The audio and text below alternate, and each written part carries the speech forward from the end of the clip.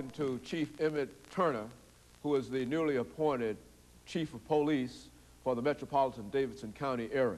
And Chief, of course, before we left, we were talking about some of the general problems in terms of the administrative organization of the department in the South Nashville area, full service police department, I think you made reference to.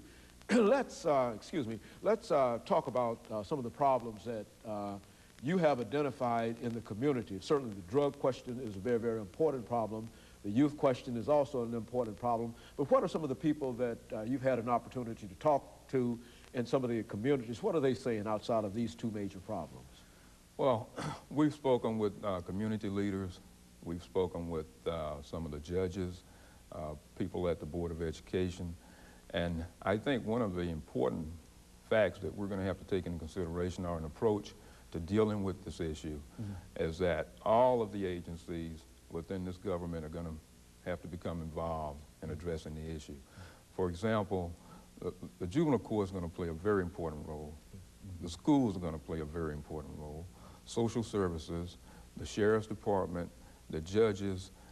It's just going to take a combined effort from government to address the issue of crime in the city. Certainly, I don't have all the answers. The police department cannot address this issue alone. It's much bigger, much greater than anything that we could really foresee. And we're just going to try to use all of our resources, all of the governmental resources, to look at reducing crime in Nashville.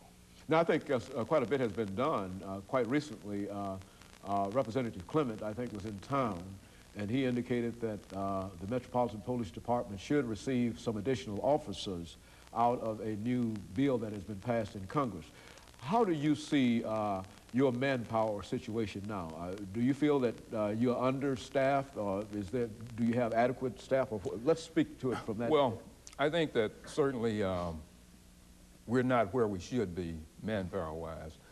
We looked at the number of officers that we had hired for the last 20 years, the increase in the department over the last 20 years from 1984 through 1994. And we've averaged about 13 additional officers per year. And certainly that has not kept pace with the population growth in Nashville. Basically, we're looking at a city right now that's growing by leaps and bounds, especially the development downtown, the proposed stadium. The arena will soon be completed. The Bicentennial Mall, all of the money that's being invested in the downtown business district, 2nd Avenue is expanding. And certainly the city is growing, and those things have a bearing, a direct bearing on law enforcement. Which is to say that when you look at the Centennial Mall as a chief of police, not only do you see a large downtown development, but you also see a lot of potentials for criminal activity to become involved there, and you feel that you need to be there in order to deal with that, but perhaps you don't have enough men. Is that? Well, absolutely. You know, it's fortunate that we live in a city that's growing economically, but as I said, along with that, there's a downside because there's a certain criminal element or people who try to take advantage of other people, and we need to have police officers, a police presence to address those issues. Certainly with the crowd, anticipated crowds that we're going to have downtown, we're going to have to look at the ingress and egress of both vehicle and pedestrian traffic. You know, the long-range plan is that the Shelby Street Bridge be a pedestrian bridge. There's certainly going to be a large volume of pedestrian traffic from East Nashville over to the west side of the city. So we're just going to have to look at and address the issue of moving those people in and out in a safe manner. And these problems are really right up on you now, because not only are you talking about the Centennial Mall, but you're talking about the arena that is practically finished, well, moving toward the final stages, and the proposed football stadium, and that is going to add a large number. I think people are talking about 10 million tourists. Now, what impact will that have upon you in terms of? Well, it's definitely going to have an impact. We're going to have to dedicate resources to deal with those issues. That's one reason why I'm looking at and hoping that we can get some additional people. You know, the police department is a service-oriented organization, and we have to have a police presence. As I said, in the downtown area, even last summer, we experienced a tremendous growth.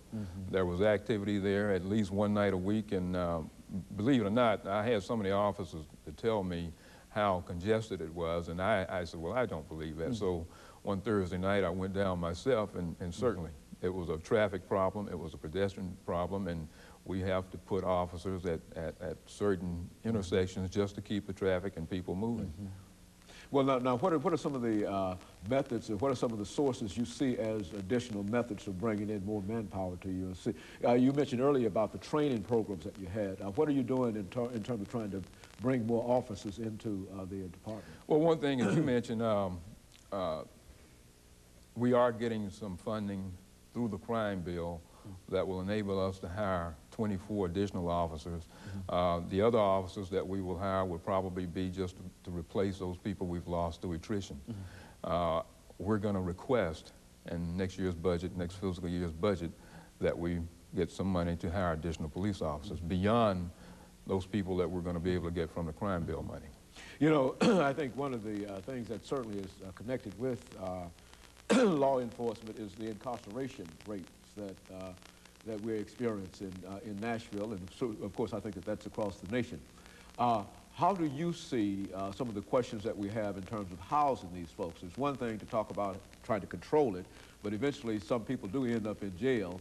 And do you find that the situation that you're in, you have an overcrowded situation, or how is your jail situation now? Well, certainly, when you look at the whole issue of dealing with this criminal problem, it has to be a holistic approach.